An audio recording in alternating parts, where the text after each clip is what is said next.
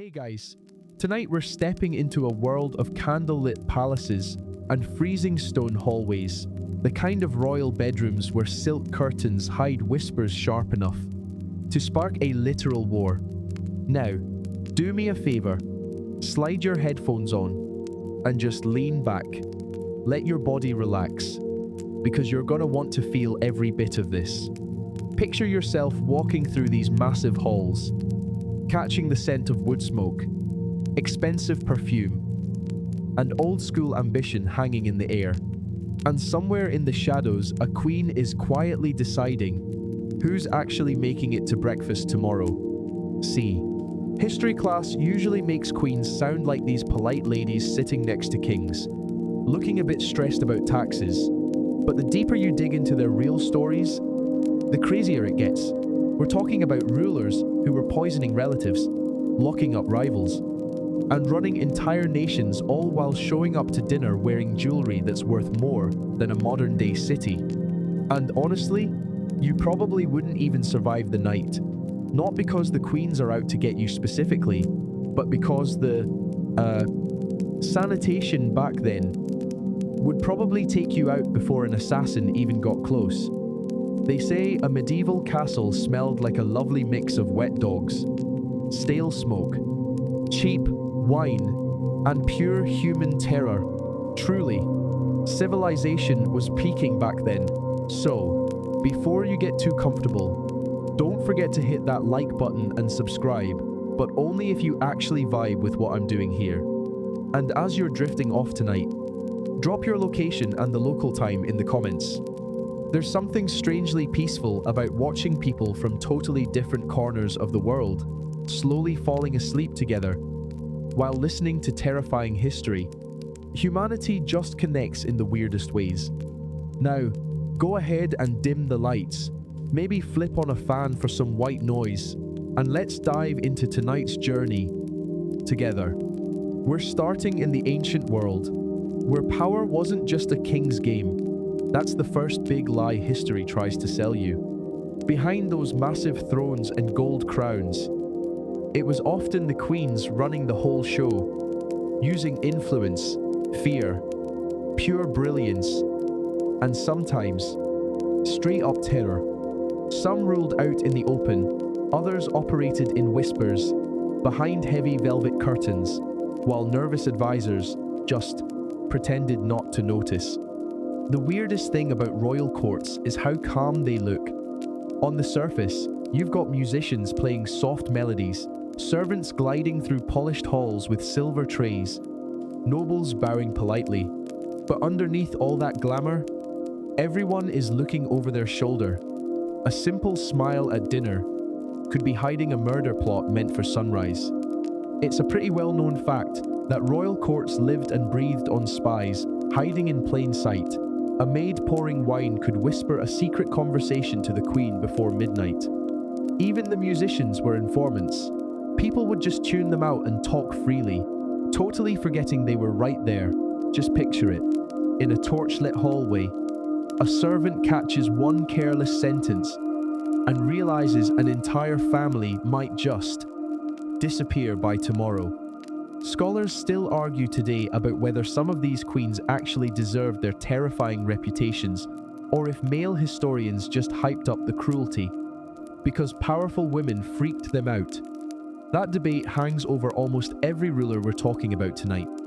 History isn't usually written by calm, neutral observers. It's written by the exhausted survivors just trying to stay off the gallows. As you wander deeper into this world, you realize survival isn't about kindness. It's all about timing. Royal families don't work like normal ones. Brothers betray brothers. Mothers manipulate their kids. Weddings aren't celebrations, they're political traps. Love happens sometimes, sure, but ambition is always the first one to walk into the room. There's even this bizarre detail from medieval Europe. Some queens had these tiny dogs, specifically trained to sit on their feet and keep them warm during winter events. Imagine that. A little, sleepy dog, tucked inside your massive gown like a living slipper, while you're casually discussing a death sentence. Somehow, in every century, Humans manage to mix adorable cuteness with horrific violence. As you move through another hallway, the candlelight flickers. Outside, rain is tapping against the palace windows. Somewhere nearby, armored guards stand dead still for hours, just praying there's no coup attempt tonight. The tension never really goes away. See, a ruler can have all the gold and armies in the world, but sleep is hard to come by. When poison fits so easily into a wine glass, and in the royal circles, poisoning was basically a fashion statement. Unlike the movies, most historical poisonings weren't instant. They were slow, painful, and filled with pure dread. A paranoid queen might force her servants to taste every single dish first. Some royals even traveled with their own personal food testers at all times. Ancient Rome is a pretty messed up example of this. They say the Roman elite used silver cups because they believed silver would change color if it touched poison. Sadly, science doesn't really back that up, but fear doesn't wait for a lab report.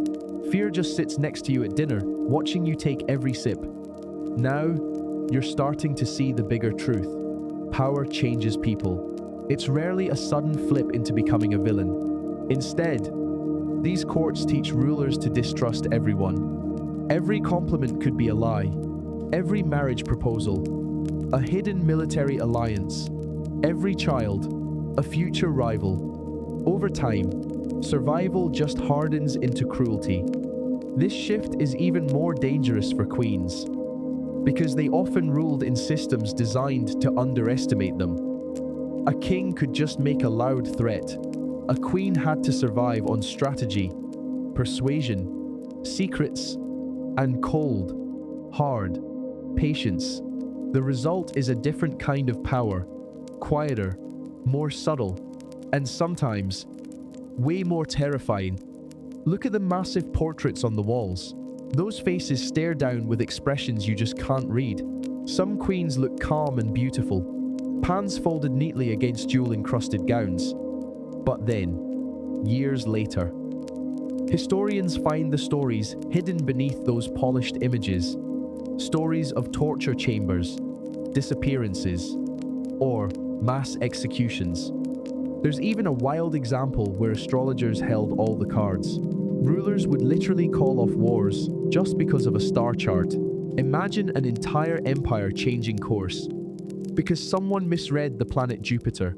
Humanity really loves gambling with fate, leaving life and death decisions to exhausted people, staring at glowing dots. At 3 a.m., the deeper you go, the more you realize how lonely these queens actually were. Palaces look fancy, but they're basically gold-plated prisons. Every move is watched. Every friendship is political. Even your own kids might sell you out for the throne. And maybe that loneliness explains what comes next. Some queens became eccentric tyrants, others, master manipulators. Some became legends twisted by rumors and propaganda, and some, they actually left behind a trail of trauma that's impossible to ignore. Over the next few nights, we're going through burning cities, silent executions, forbidden affairs, and castles where the locals still refuse to go out after dark. Soon, you'll meet queens accused of bathing in blood, rulers blamed for massacres, and empresses who reshaped entire nations through pure fear. But first, the Nile River sits quiet in the moonlight, and somewhere inside a palace, smelling of incense and ambition, Cleopatra is already planning her next move.